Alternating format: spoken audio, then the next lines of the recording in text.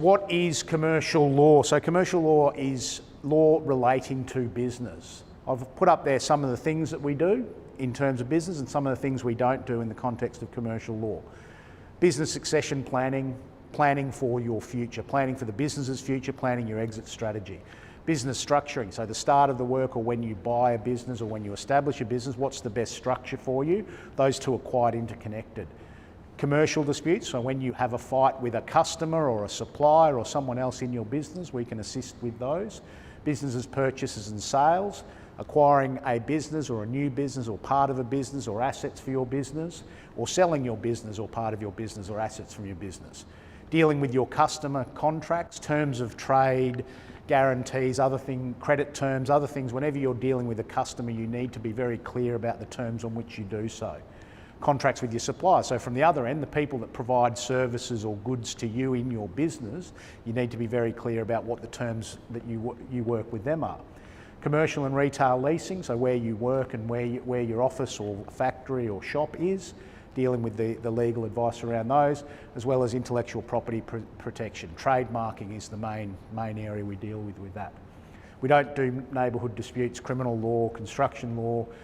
In the context of commercial law, it doesn't include personal estate planning, it doesn't include family law, it doesn't include personal injuries law, it doesn't include employment, development work, migration or residential conveyancing. So I'd like to talk you through a case study of a sample client that we might work with over the years. And in this case, we've got Bob. Bob is a widget repairer and a widget builder. He's worked in a private business for a few years. He's finished his widget degree at university. He's decided he wants to start his own business servicing widgets. So it's 2014. He speaks to a family friend, Mantis, who says, I know a guy you should speak to.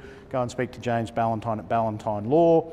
He books an initial consultation for a very modest discounted fee. We have a chat with him about what he needs and what his business needs are. He's going to start his own business working from home. He's going to start as a sole trader. His uncle told him, you're only small, you only need to be a sole trader. You don't need to worry about companies or trusts or any of those things. Do it later when you're big enough. I quickly explained to him what the risks of doing that are, and we decide maybe you should speak to an accountant, and I refer him to a good accountant, Sarah Wallace at Wallace Partners, who's in business in 2014. By that stage, aren't you? You've started your business by 2014, haven't you? I have. Yes, yeah, you were in business for a while by then. So we talk about some structuring matters. And we ultimately decide based on what he wants to do in the future, which is potentially to introduce a new owner to the business. His younger brother's in the widget industry as well. We decide that a company structure with that company owned by trusts is probably the best structure for him. So he decides to establish a company. Sarah helps set him up with that, and then we get moving with starting the business. We register a business name, and we talk about trademarking. We also discuss with him the importance of terms of trade, the terms on which he deals with his customers, but Bob's a handshake kind of guy, so he says, I'm not going to waste money on that. My clients are good blokes and they'll always pay me. So we move forward a couple of years and the business is going pretty well, and Bob decides that he has outgrown his house and he wants to find an office to work in. So he finds a lease and he comes to see us about the leasing work. We assist him in negotiating some very good terms for his lease. He doesn't have to provide any personal guarantees because he's providing a bank guarantee. We get some fixed rent increases and market review terms, and he's very happy with it. At this point, his brother decides he wants to invest in the business. So we meet with he and his brother and we implement a share sale agreement where Bob sells some of his shares to his brother. A shareholders agreement, which is an agreement between them about how they're going to operate their business and what they're going to do. And also, because they're both young guys, they've both got young families, we talk about a buy-sell agreement, which is an agreement that essentially puts in place an arrangement that if something happens to one of them, a death or an injury or an accident or otherwise, insurance can fund out a buyout of that person's share of the business to make sure their family's looked after. To assist with that, we refer him to Riney at Acquire Wealth Partners, who does the insurance work and establishes a financial planning relationship. At around this time, one of Bob's biggest clients goes missing and doesn't pay him about $50,000 in work.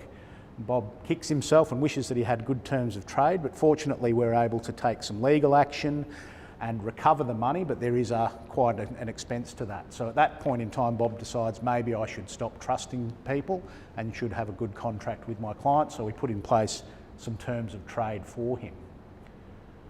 In 2020, Bob's business is going extremely well and he decides to get into the manufacturing of widgets, and he decides, with the advice from his financial planner Ryan and Sarah, that he's going to buy a factory in a new self-managed super fund that he's going to establish. He's got to borrow some money for that, so we refer him to Jackie, who introduces him to an SMSF loan.